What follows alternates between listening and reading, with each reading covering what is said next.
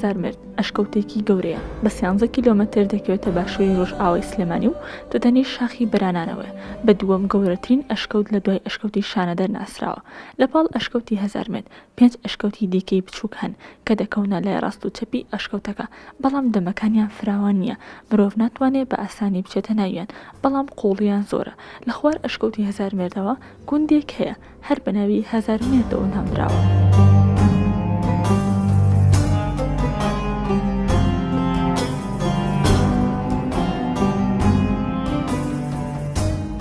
لە ئێستادا تەنیا 2 ماڵ لەو گوندەدا ماون. ڕاو بۆچوونی جیاواز هەیە لەسەر ناوی ئەشکەوتی هزار مرد.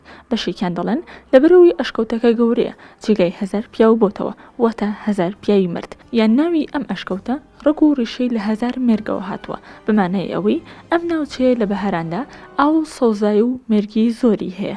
گارود ئانی ئەلیزالیب ژنەزانەی بەناوبانگ کە لێکۆڵینەوەی لە چاخەکانی بەر لە مێژوو کردووە لە ساڵی 1920 لەلایەن دەستگای نەردرایی هاوبەشی قوتابخانەکانی ئەمریکا لەگەڵ کۆمەڵی برسی سلادن پێکەوە پشکنینیان لەسەر ئەشکەوتە گەورەکەی هەزامێر کردووە. لە ئەنجامدا گارود گەیشتە ئەوەی ئەم ئەشکەوتە چینەکانی بەسەر 3 سەردەمی شارستانیەدا داپەش دەبن. چینی یەکەم پاشماوە دۆزراوەکانی ئەم چینە بۆ سەردەمی نوێ لە مێژوو دەگەڕێتەوە، واتە سەردەمی شارستانی ئیسلامی. تیایدا کۆمەڵێک گۆزە و گلەنی جۆراوجۆری تێدا دۆزراوەتەوە.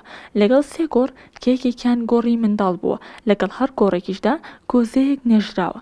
لەگەڵ ئەوەشدا 3 پارچە ئازن دۆزراونەتەوە کێکێکیان سەری تیرەیە بۆ وەرگریکردن لە خۆیان بەکاریان هێناوە. هەروەها 2 پارچە دراویشیان دۆزیوەتەوە، یەکێکیان سەردەمی بێزنتینیە، ئەوەی تریان هی سەردەمی ساسانیە.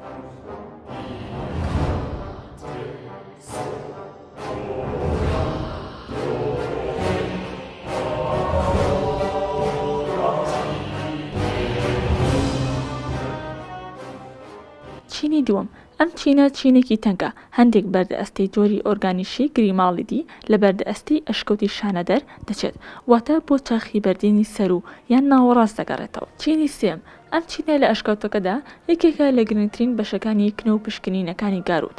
لەم چینەدا شوێنی ئاگردان و ئامێری بەردە ئەستێش دۆزراونەتەوە، بەڵام شوێنەکانیان لە یەک جۆر پیشەسازی نەبوون کە نزیک بوون لە جۆری ناسراو بە مۆستێری لە چاخی بەردێنی کۆن. ئەم بەردانە کە لەم چینەدا دۆزراونەتەوە بۆ 30 بۆ 50,000 ساڵ پێشزین دەگەڕێتەوە، کە هاوکات ئەم چینە لەگەڵ دۆزراوی یەکێک لە چینەکانی ئەشکەوتی شانەدەر لە یەکتر دەچن.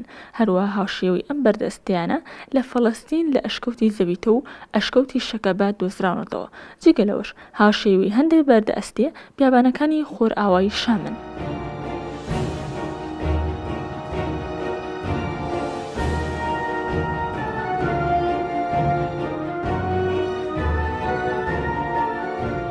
لەگەڵ ئەوەی ئەم ئەشکەوتەیە کێکە لە شوێنەوارە گرنگەکان، بەڵام کاتێک گەشتیار ڕوودەکاتە ناوچەکە هیچ زانیاریەکان دەربارەی دەست ناکەوێت، تەنیاوە شوێنێکی نامۆ دێتە بەرچاویان. کەمال ڕەشید بەڕێوەبەری شوێنەواری سلێمانی بە ڕۆژنیوزی وت: یەکێکە لەو کێشانەی کە تا ئێمە ئیشمانتیانە کردووە و بەڕاستی ئیشی کنە و پشکنی ناو ئەشکەوت تیمی پسپۆری ئەوێ لە هەموو جیهانە چەند زانکۆیەک هەیە کە تایبەتە بەم کارە.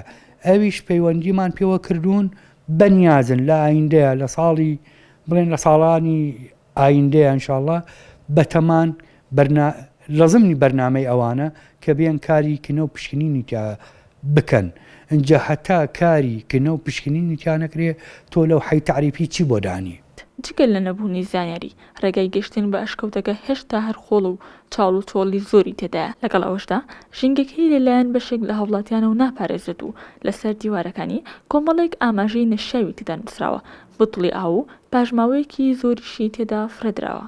فریشتە مەحموود، ڕۆژنیوز، سلێمانی.